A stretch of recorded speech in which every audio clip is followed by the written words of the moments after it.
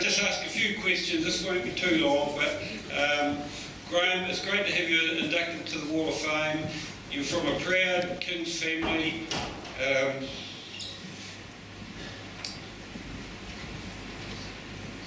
We could be proud here. Run out of words. Thank you. So, having said that, without boredom, here we go. So we just got a few questions. Marcy, can you tell us what schools you went to before you arrived at Kings and when you arrived? So I'm a Green Island boy, born and bred. Didn't you win the championship in the weekend? Didn't they? That was fantastic, wasn't it? So that was back in the days where you went from, what was it, standard 1 right through to Form 2, so no intermediate. A great school. There was always rivalry within Green Island and the Green Island area, and I've got a couple of mates here just down that I sort of met through that area, and I played rugby actually for Green Island School because no one really wanted to play football, back in sort of the 70s at Green Island School. So, but I played rugby, and I've got a couple of mates here today, Nigel Harkness and Mark Howie. We sort of met on the rugby field, and it's great to have them here tonight supporting me as well. But there was always a good rivalry between Green Island and Abbotsford, so we have a bit of banter. But yeah, Green Island School and then straight to Kings, and I think most of my friends from Green Island School went on to Cochrane Valley, but the Brighton bus come past our house, picked us up and took us all the way to Kings High School, straight to the front door, so that was quite easy. And lucky enough for me to, I had some really good times at Kings High. So yeah, Green Island straight to Kings. Yeah. Cool. What would you say would be your best memory from your time at Kings?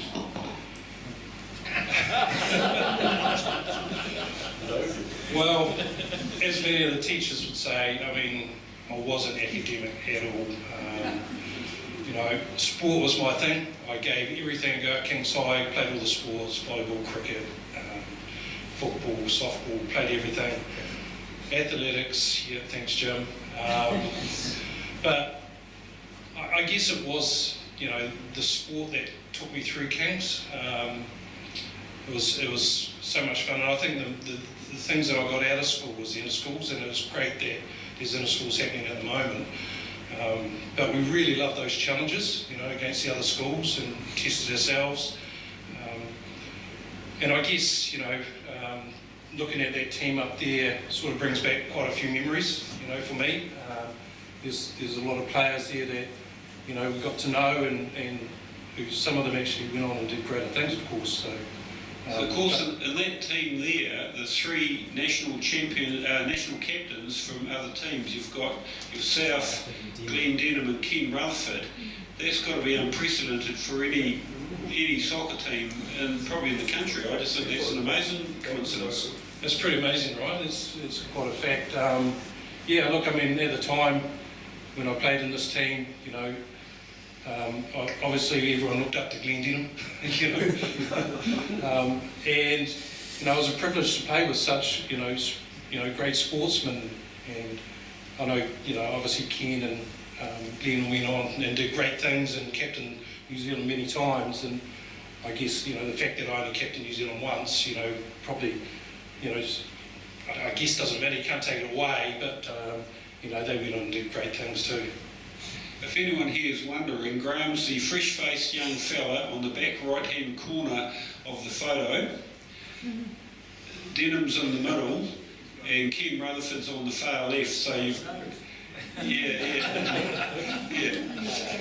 Not in the middle. So quite an interesting coincidence. Who would you say was your best teacher at Kings? If you had to name one teacher, who was that? Who would that teacher be? You're going to kick me? Yeah, that's a hard one. Like I said, I wasn't that academic, so I spent a lot of the time outside of the classroom.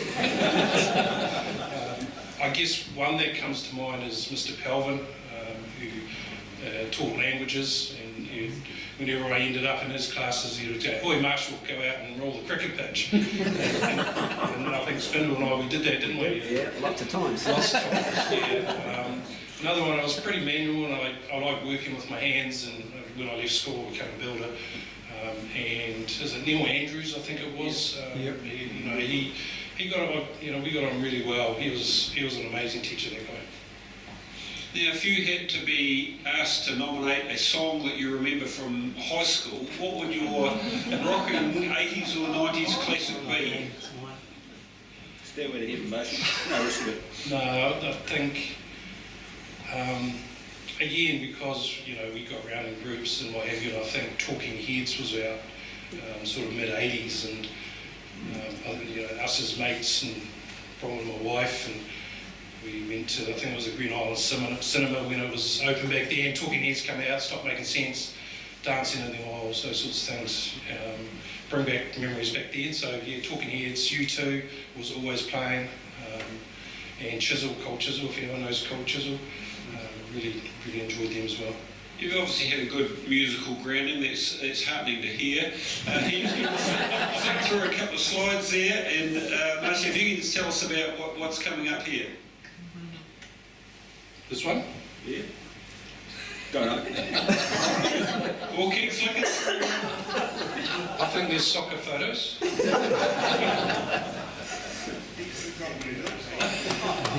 Hans, did you make this slideshow, mate? There's a few recurring themes here, bro. Yeah, there we go. That's like Killarney's. Wow, yeah, this is fantastic. Yeah, that was, can't even remember the year, but there was, football was sponsored by tobacco way back, and I think this is the Winfield Shield, is it? Yeah. So this is the Otago team. It was a fantastic team. We went up to Auckland, played Auckland, I guess, for the Winfield Shield. And yeah, look, there's some really good players in there as well. Celebration all round, but that Otago team was something special actually. Yeah, and really good memories. John Wilkinson, the coach on the far left, is unfortunately not with us now, but he was an awesome coach and a good mentor as well. Yeah, cool. Next one, Hans. 1-3-0. So that's a summary of your international career, is it? Yep. Yeah, so I was lucky enough, in 1993, a coach from Scotland came over, Bobby Gould was his name, and he was an ex-Scottish goalkeeper. He was appointed to White's coach in 1993. Now, he was really the only coach that would actually go around New Zealand, hold trials, and picked actually the best players of the country at the time. Bobby Clarketh, his name was. So, lucky enough, he came right down to the South Island, Dunedin, Invercargill, Central, and what have you, held trials, and lucky enough I was chosen in the 94 All Whites. And these are some of the internationals that I played. Luckily I've played 18 times for the country, and they classed 10 of those A internationals. But yeah, some friendlies obviously, but good times. Not a lot of wins, unfortunately. Which game were you captain for? I don't know if it's shown there actually, because it was prior to that, so it would have been a game played in New Zealand prior to us going overseas. Yeah. All right, next one, Hans. Now, I understand this is part of your comprehensive summer pre-season fitness regime. Is that the Alexandra camping ground? Yeah, it is. Yeah, and there's, was that you, Mark? No, it's good to see you, mate. Might be. It is, yeah. Is that you, I Spindle? was actually just teaching them how to juggle. Rugby players, But yeah, no, we had some good times in Central over those Christmas breaks.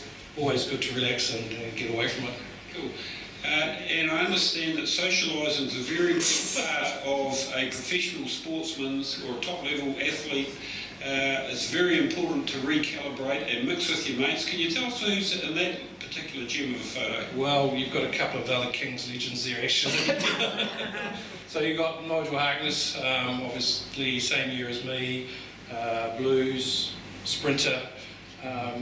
Nigel and I actually jumped in a car and went up to Waikato, so I went and played for Waikato. I think it was about 89. And Nigel, what'd you go? You went up there to do athletics, so you were a prefect in Blues. And then we've got Mark Howie there, who's was a Blues as well, and a great harrier for the school. Yeah. So yeah, no, we had some good times, and I don't know why you're showing these photos. Actually, it's obviously important to rehydrate as a top athlete. There seems to be plenty of rehydrating going on. Well, professional sportsman, you know. Yeah, well, that's important. Well, this is special. This is a special day. Obviously, my wife, Bronwyn's here tonight. 31 years. We've been married. So, yeah, 1994 I got in the All Whites, and 1994 my daughter was born, which is Olivia's here. So I owe a debt of gratitude to Bronwyn for supporting me through those 4 years I was in the New Zealand team, because we were away a bit. It's wonderful to see the Marshall family here tonight celebrate your old man. That's a good thing. Now, we've got a couple of slides to go. I think there might be one more. Now, I know you Green Island dudes are tough, but it is really next level to be putting a hot iron on your head. Tell us about what happened here, mate. This is down to you, Anthony. If I remember rightly, I was in London or in Oxford with this fellow here, Hans Mark Hinton, who else? Malcolm Dungy, Dave Rennie, Mick Marshall, who was my brother, Chris Herbert, and this was in Mark Hinton's flat in London, just after a night out. And thanks, Hans, for putting that on my head. All right, thanks, Marshy. Now, have you got any insights you'd like to share with us about how you see football going in New Zealand, nationally? Who's going to win the next World Cup? Well, I think, from Barry White's here. I played with Barry back in the 80s, from Dunedin City days in the National League, but from those days to now, it's completely changed, hasn't it? You have to run a lot longer, you have to run a lot faster, you have to be a lot fitter. So physically, the game has changed. Tactically and strategically, it's changed. I think football in New Zealand, it goes up and down. I mean, the Women's World Cup last year was a fantastic success for the country and women's football in general, actually. And I was heavily involved in that. I was in Auckland for the game against Norway where they won, which was fantastic. And you'll be seeing the Olympics at the moment. There's the women's football on TV. We're actually watching it today. So I think the women's football itself is really improving. It's actually taken a lot of supporters, to watch the game. I don't know, for New Zealand football are putting a lot of pressure on the All Whites to make the next World Cup, because out of that a lot of funding comes. So hopefully, and I think it's United, what are we, 26, I think it's United 26, the next World Cup. And the teams have increased, so there's more chance for the Whites of New Zealand to get into that World Cup. I think they potentially will, but I think it's quite a lot of pressure that's being placed on the team due to the funding that flows through to the sport in New Zealand. So, but fingers crossed, they make it. Yeah. All right, Marshy, I'd like to thank you for your time tonight. Congratulations on your induction to the Wall of Fame. And ladies and gents, let's give them a big hand.